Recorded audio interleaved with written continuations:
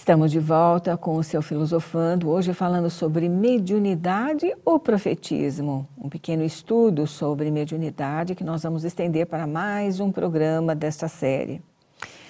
Mediunidade ou profetismo, nós dizíamos, dizem os espíritos orientadores na codificação espírita, corroborando Jesus em Lucas capítulo 6, versículos 43 e 45. Cada árvore é conhecida pelos seus frutos. E em Mateus, capítulo 17, versículos 15 a 20, capítulo 24, versículos 4 a 5, versículos 11 a 13 e 23 e 24, na continuidade. Diz o Evangelho: guardai-vos dos falsos profetas, porque virão muitos em meu nome, dizendo, eu sou o Cristo, e enganarão a muitos. Ele diz ainda que haveria um tempo em que a verdade poderia ser mesclada com ideias equivocadas, originárias de leituras descritivas do momento, por vezes confusas ou arbitrárias, muitas delas provenientes de seitas, doutrinas, religiões que ainda se prendem ao mito e ao misticismo, alimentando as superstições da multidão que pede, por vezes, em desespero de causa, explicações para o momento conturbado e angustioso que vivemos. Junto a esse processo, vemos a mediunidade também pesquisada, analisada e elucidada por Allan Kardec em bases experimentais seguras de razão e lógica, mas também com a finalidade da completude do ser que se atualiza evolutivamente no constante contato com esferas superiores da existência em bases de amor e caridade, sendo transformada em mero profetismo aos moldes dos arcaicos oráculos gregos. No primeiro bloco, nós explicamos, através de um pequeno texto do professor Silvio Chibene, da Unicamp Espírita, sobre os processos, um pequeno trecho desse trabalho que ele fez, os processos de desenvolvimento mediúnico. Parece-me, ou parece-nos em alguns momentos, que estamos retornando ao passado, quando os sacerdotes consagrados pela simples capacidade de profetizar, ou seja, de revelar mediunicamente fatos ocorridos ou passíveis de ocorrer, numa dialética passado, presente, futuro, equivocada como um jogo de cartas, nas quais estariam inscritas a vontade dos espíritos, simplesmente aguardando a curiosidade dos perquiridores, não obstante o livre-arbítrio humano, como um jogo pueril de fatalismo e adivinhação. Mudou o cenário. Porém, o ser humano ainda agarra-se ao leite, desprezando o alimento sólido, diria Paulo de Tarso em suas epístolas. É como se temêssemos a responsabilidade do crescimento espiritual que nos impulsiona a responder pelos próprios atos gerados pelo pensamento obscurecido por sentimentos menores e que jazem em nosso psiquismo de profundidade, aguardando o saneamento urgente e necessário. O momento atual nos impele a facear a nossa verdadeira condição evolutiva e talvez o que vemos e sentimos não nos agrade. Temos buscado, em verdade, soluções rápidas e de menor esforço das terapias de autoajuda, muitas assemelhando-se a frutos contaminados do psicologismo, erguido à condição de receita mágica para todos os males. Sintonizamos rádio e televisão e de lá surgem, e internet também, na verdade, e de lá surgem as soluções para todos os problemas, sejam íntimos ou de relacionamentos em geral, apenas bastando seguir os psicólogos, entre aspas, transformados em verdadeiros gurus, portadores de todas as respostas, condutores do pensamento para suas escolas pessoais. Nós não estamos aqui denegrindo a imagem da psicologia em absoluto. Distribuídos pela mídia, inclusive a mídia espírita, mensagens ditas provenientes de esferas superiores da vida, como se os espíritos superiores estivessem à nossa disposição, informando o óbvio, ou seja, descrições acerca do momento difícil, a presença de espíritos carentes de ética e moral e que conturbam o atual cenário da Terra, criando dificuldades e ampliando a violência, o desamor, a angústia ou ainda, de acordo com o espírito messiânico ainda vigente em nossa obsoleta maneira de pensar, a religiosidade de espíritos entre aspas, salvadores de última hora, portadores de auras azuis ou auras brancas que lhes identificam a pretensa superioridade, como se ela, a superioridade moral e intelectual, fosse identificada apenas por definição de cores no espectro visível e invisível, ignorando-se por completo que a condição moral elevada é a única que distingue um ser em constante processo de atualização espiritual, ensejando ações positivas e éticas, como as ensinadas e vividas por Jesus, e pondo a descoberto os sentimentos enobrecidos de que é portador. Parece-nos que, diante de tanto sofrimento e dos conflitos existenciais que nos tomam de surpresa, estamos perdendo a capacidade de observar com critério, de discernir e de recorrer às fontes seguras, à verdade límpida e condutora de nossas realizações para o bem. Nada impede aos corações aflitos de buscarem alívio, quando imperativo, em tratamentos terapêuticos realizados por profissionais competentes e, de preferência, que considerem o fator espiritual dominante no psiquismo de cada um de nós. Porém, esquecemos que, acima da nossa pequena capacidade cognitiva burilada nas academias e perceptiva, seja ela intuitiva ou mediúnica, existem percepções de amplitude jamais pensada pelo ser humano da Terra. Jesus, habitante dessas esferas iluminadas, não nos trouxe receitas para a solução imediata de nossa secular rebeldia contra as leis divinas educadoras, mas sim a cura para o espírito que insiste em transitar no período consciencial mosaico do olho por olho e do dente por dente. Estamos, sem dúvida nenhuma, no processo de enfrentamento de nossas aflições, pois estas são frutos de ações causadas individual e coletivamente ao longo da nossa história, vivida em diversas culturas numa linha do tempo que partiu da primeira noção de individualidade e culmina agora com a civilização moderna, materialista e consumista, construída em padrões de desvalia das virtudes que enobrecem o espírito. Abriu-se campo para a dúvida, que de tão útil com Descartes e com Kant, torna-se hoje móvel de desequilíbrio nas atitudes.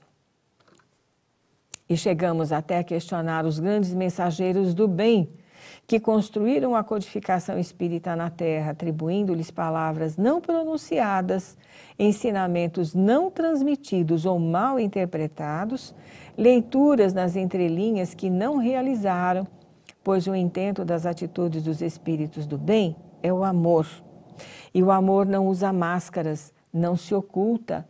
Ao inverso, mostra-se com toda a beleza de que é portador, num gracioso convite à humanidade atormentada para que caia em si e faça como ele, Jesus, indicou. Transitamos por crenças pertencentes às religiões e seitas dogmáticas que se apegam ao messianismo monoteísta, interpretado como a volta de Jesus, esquecendo por completo de que ele nunca partiu, pois sempre esteve junto à humanidade, que ama e para quem deixou o seu legado.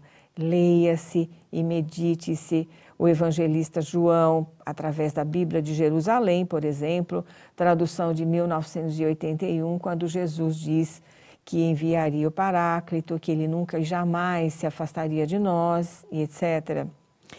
Buscamos ansiosos a tão propalada geração nova descrita pelo codificador Allan Kardec, no olhar das crianças nascentes, esquecendo-nos de que a palavra geração, na sua tradição histórica e espírita, refere-se à geração evolutiva. Não se trata de geração de pai para filho, é uma geração evolutiva. Nós estamos findando a geração de provas e expiações em trânsito para a regeneração. Portanto, os espíritos que aqui chegam, não obstante a inteligência precoce, ainda são habitantes de um plano de provas e expiações e, portanto, precisam de orientação e de educação.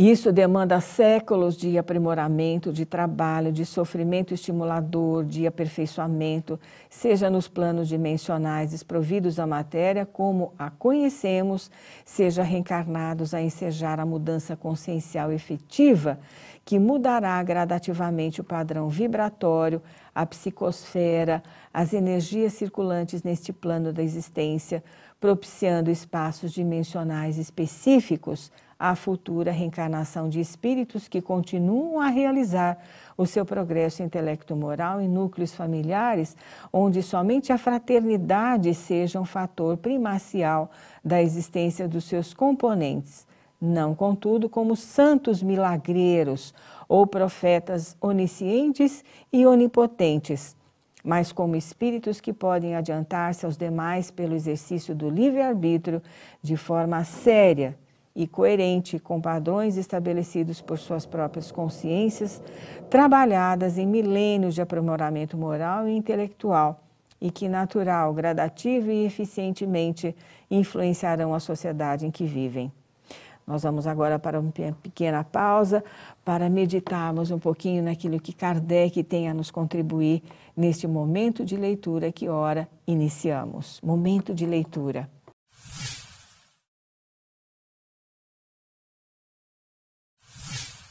No nosso livro dos médiuns, trazido por Allan Kardec, juntamente com os espíritos orientadores da codificação, veja só que os espíritos respondem à pergunta que Kardec faz.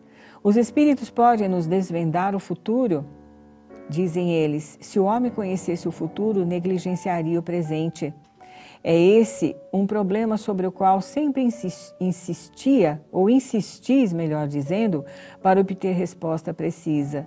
Trata-se de um grave erro, porque a manifestação dos espíritos não é meio de adivinhação.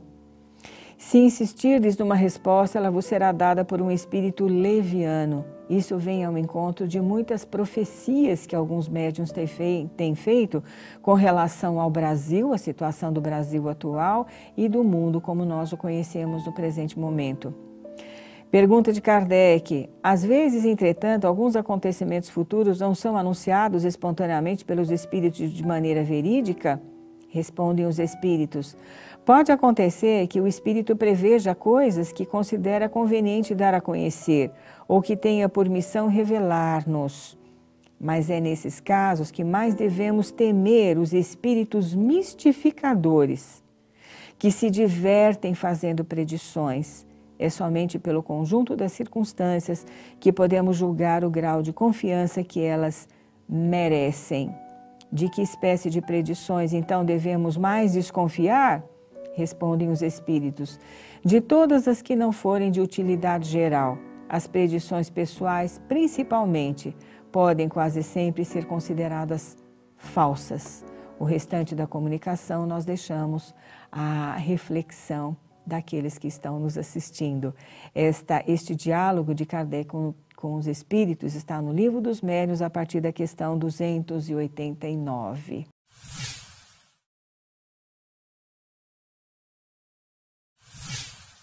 Como você bem pôde observar, o Livro dos Médiuns ainda é um código, ou melhor, um livro seguro, um guia seguro para os médiuns, principalmente, mas para todos nós que desejamos conhecer a mediunidade e a paranormalidade. Nós aproveitamos a oportunidade para mais uma vez convidar você para que se torne parceiro da FEAL, da Fundação Espírita André Luiz, que congrega TV Mundo Maior e Rede Boa Nova de Rádio. Grande parte das equipes que trabalhamos aqui nas emissoras, nós somos voluntários. Porém, a FEAL tem equipe de profissionais que trabalham cotidianamente. Por isso, você está recebendo este programa Filosofando no seu lar com a qualidade que você merece. Por isso, nós estamos te convidando a fazer parte da nossa equipe. Faça hoje mesmo a sua contribuição, ligando para o 0800 12 18 38 e associe-se ao Clube de Amigos da Boa Nova. Clube Amigos da Boa Nova. E tem mais, com a sua contribuição, você também ajuda a manter os inúmeros internados da nossa unidade de longa permanência das Casas André Luiz. Você conhece as Casas André Luiz? Venha até Guarulhos, na unidade de longa permanência, conheça as casas André Luiz. Venha aos estúdios também da TV Mundo Maior e da Rede Boa Nova de Rádio. Nos conheça pessoalmente, estamos aqui para te receber com todo carinho. Nós estaremos de volta semana que vem com mais um Filosofando. Fique com Deus e até lá!